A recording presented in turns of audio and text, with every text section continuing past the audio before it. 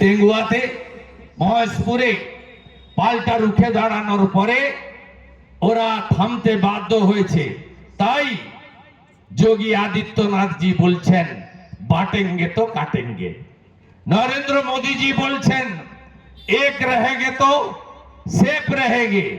আর আমি আপনাদের সেবক বলছি হিন্দুদের সময় এসেছে একজোট হয়ে তাকত দেখানোর, শক্তি দেখানোর, বাঁচার জন্য। না অস্তিত্ব রক্ষার লড়াই। আমরা অন্য কোন ধর্ম সম্পর্কে কখনো খারাপ কথা বলি না, কখনো বলি না। কেন এই ধরনের জিহাদি আক্রমণ হবে বারে বারে? কেন এবারে লোকসভা ভোটে এরা নাকি বাবা সাহেব আম্বেদকরের জন্য মিছিল করছে?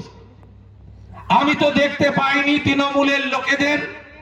যেদিন তফসিলি পরিবারের মা রথিবালা আড়ি এই লোকসভা ভোটের সময় মাত্র 5 মাস আগে শিডিউল কাস্ট পরিবারের একজন নিরীহ মাসিমা 60 বছরের বৃদ্ধা, তাকে যখন মাথা থেতলে থেতলে গড়চক্রবেড়িয়া ভূতা মোড়ের সেই আলনাজির বাহিনী, দাউদপুরের শামসুলের বাহিনী খুন করলো, তখন তৃণমূলের লোকেরা কোথায় ছিল?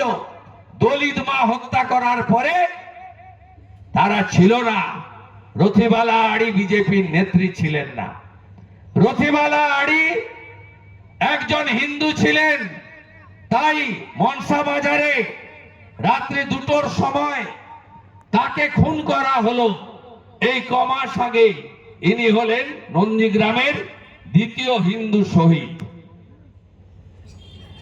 আপনারা ভাবছেন তো রথিবালা আড়ি তো আমার আত্মীয় নয়, দেবব্রত মাইতি তো আমার আত্মীয় নয়।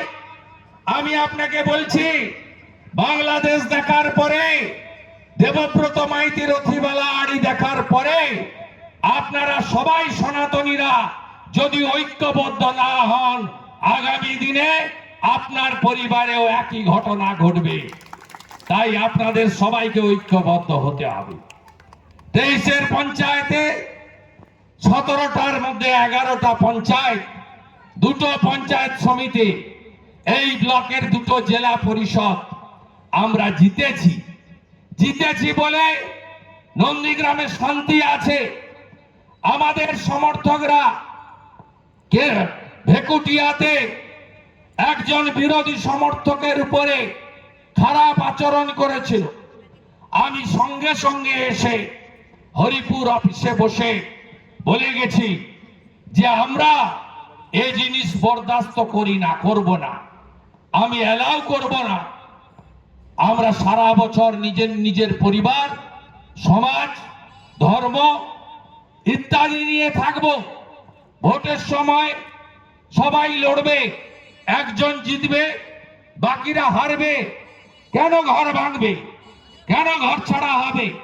কেন ঘরে আগুন দেবেন? কেন দেবব্রত মাইতি, রথিবালা আড়িদা খুন হবে? আর এখানে তৃণমূলের সঙ্গে কিচ্ছু নেই পুলিশ ছাড়া।